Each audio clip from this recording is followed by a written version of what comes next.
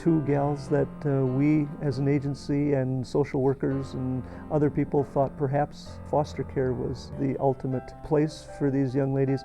To moms and the families' credit, she raised them by herself and did a fabulous job. They're sparkling, they are enthusiastic. Quite exciting. They're everything young ladies should be.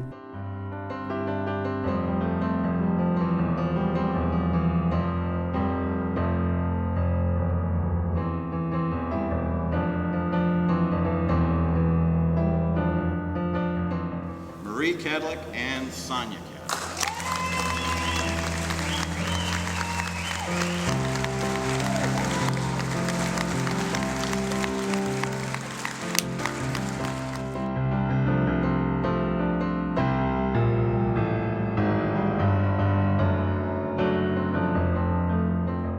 All the stars must have aligned just perfectly, and I hadn't been able to open our office email for quite some time, in fact about 5 weeks.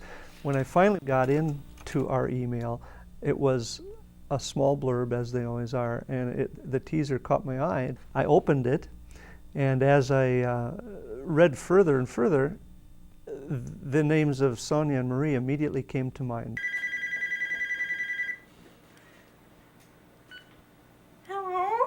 We actually got a call from Warren one Wednesday. Yeah, we have seen their pictures. And so he's like, "You'll never believe what I just heard. I have to come over and tell you because I want to tell you both in person just to see your reactions." When I got home from therapy, Sonia was like, "Warren called and he said he's got some big news that would be the opportunity of a lifetime." And at first I was like, you know, it's probably something like that he thinks is really huge, but when I hear it I'll be like, oh, that's really cool and everything, but probably not as huge as I would have imagined. So quickly I ran over to their house, told them both at the same time, and the girls were very excited, of course.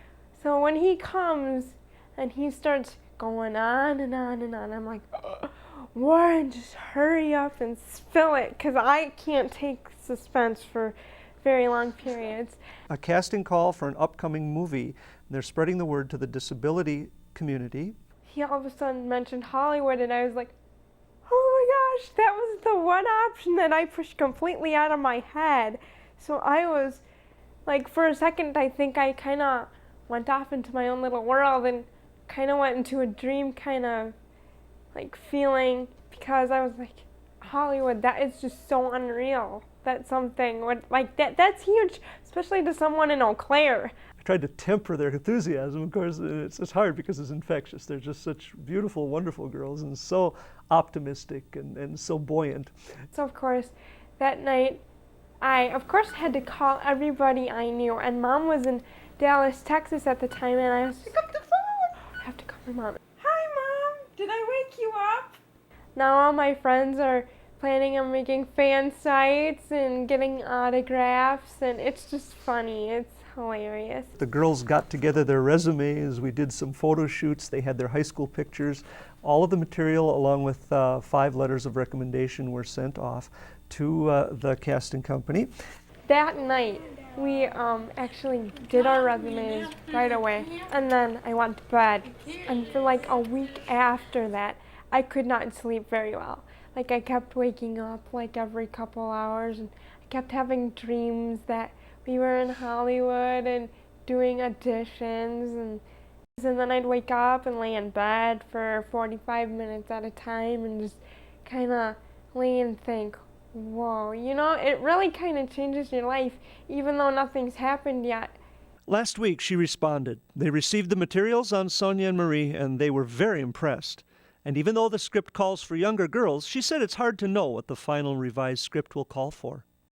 So that's where we stood as of Thursday, July 24th. But I've prayed a lot about it, and I just, you know, keep telling God that if it's something He wants for us to make it happen, and if not, He'll show us what He wants for us. So, you know, I'm just keeping optimistic, but yet, you know, realistic at the same time.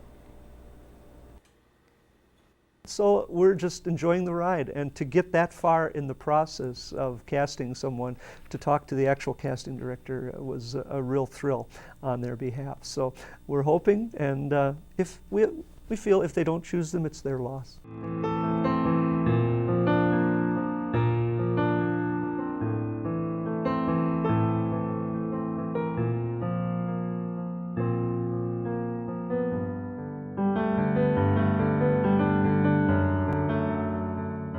I wanted to get into education, but I also, through my high school career, was involved in marketing a lot, and I grew to like that a lot. Sounds like a good book that you can sit down with your family or whatever and just read.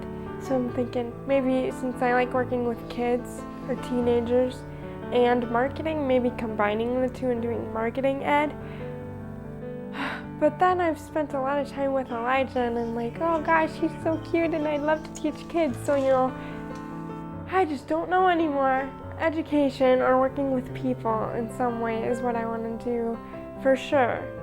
But after my surgery and my recovery, I plan on going to Minnesota to the Courage Center, which is a place where they help you build your independent living skills and achieve your goals more easily and support you through that. So I'm looking forward to becoming more independent and living life, and then I'll be moving out of the state soon, hopefully. And how are your knees feeling? They're feeling better, but still still progressing, I guess. I'm planning on moving out on my own, and that's a weird thought, leaving my family. Breathe. I'm trying. We've been through a lot together. But, you know, I'll come visit them a lot. I couldn't imagine life without my mom or my sister, little Elijah, my brother, you know. It's just so cool, and they bring a lot to my life. But, you know, life without them would be boring. I've done it before.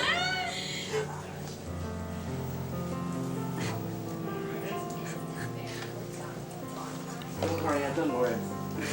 I once hit her head on the wall. Oh, gee. I did. That'll explain a few things. So I have to come see them once in a while.